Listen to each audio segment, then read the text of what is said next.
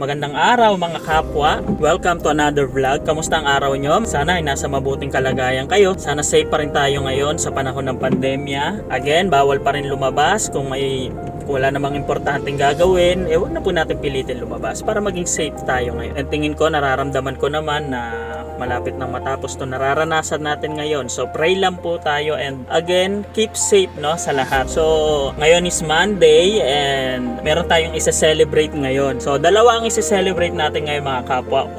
Ang una nating isa-celebrate ay ang pagkakaroon natin ng 10 subscribers! Yehey! So, meron na po tayong 10 subscribers mga kapwa. So, nakakadalawang episode pa lang tayo nakakatatlong episode pa lang tayo. So, meron na tayong pangatlo to. So, meron na tayong 10 subscribers. And then, kung hindi ka pa nakasubscribe, please hit subscribe and the notification bell para maging updated ka sa video natin. So, dito sa channel na to, puro positive lang tayo. Kita nyo naman, 10 subscribers pa lang, sinicelebrate na kagad natin. Ano pa kaya pag 11, 12, or 13? Isa-celebrate din natin yan. So, shout out sa 10 subscribers natin. And next na isa-celebrate natin ngayon is yung napaka-trending ngayon. I-congratulate natin, of course, ang bumubuo ng Manila Bay Project. So, hindi lang po ito puro white sand, hindi lang po ito puro beautification. So, ang project na ito ay kumpletos ricados. So, andyan ang paglilinis ng tubig, andyan ang paglilinis ng estero. Of course, andyan din ang beautification. Like, yun na nga, yung nakikita nating white sand na sinasabi ng mga dilaw is puro white sand lang daw, which is very, very wrong. Kasi hindi sila nagbabasa, ayaw nila sigurong basahin or ayaw nilang alamin ang totoong project ng Manila Bay, ng DENR.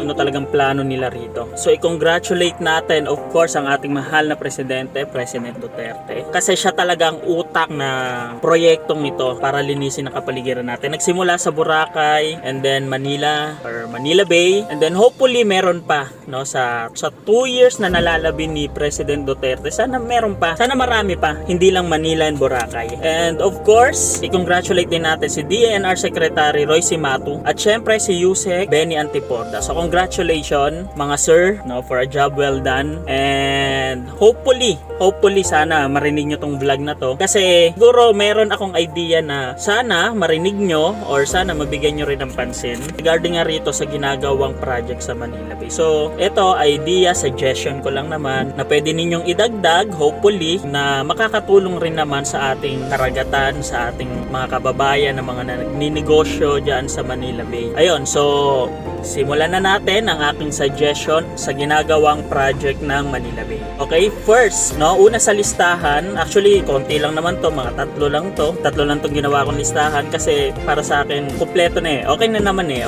yung project ng Manila Bay. So, dadagdagan ko lang naman ng konti. So, ang unang isasuggest para sa project na ito is yung pagtatanim ng seagrass. Opo, tama. Pagtatanim ng seagrass sa karagatan or sa Manila Bay. Kasi, para sa dagdag kaalaman, mga kapwa, ang seagrass ay kumukuha ng carbon dioxide. Actually, 30% ng carbon dioxide sa dagat, kinukuha nila to para na silang ordinaryong halaman na kailangan ng carbon dioxide and then iniimit nila as oxygen na kailangan naman ng mga tao. So, ganun din ang seagrass. So, 30% ng carbon dioxide sa dagat ay kinukuha po or ginagamit ng seagrass to convert into oxygen. Kapag mababa ang carbon dioxide, ito based to sa research ko hindi to akin lang or invento ko lang. So, kapag mababa po ang carbon dioxide level ng dagat is nababawasan po yung acidity, which is napakaganda po or okay para sa mga isda. And then, tumataas naman yung level ng oxygen which is ini-inhale or ginagamit ng isda para mabuhay. So, pagdadagdag ng seagrass, yan po yung una kong suggestion. So, ang seagrass, hindi naman po ito ganun kamahal.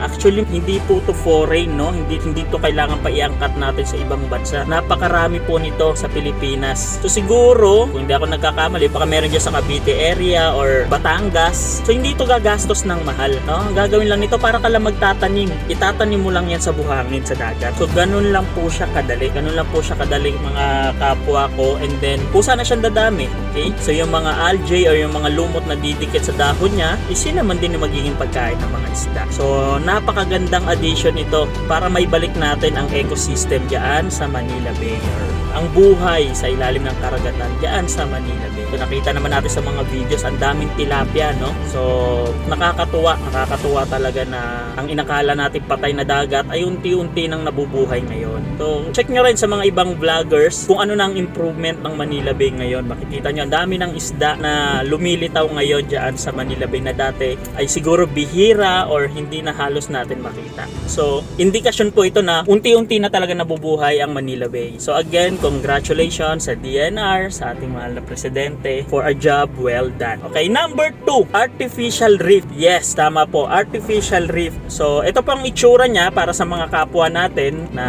hindi pa nakakakita ng artificial reef. Ayan, yan po ang magiging parang bahay or dito po magbe-breed ang mga isda. Yan. So artificial lang po siya. Gawa po siguro to sa semento and then sa mga durog na corals or buhangin siguro.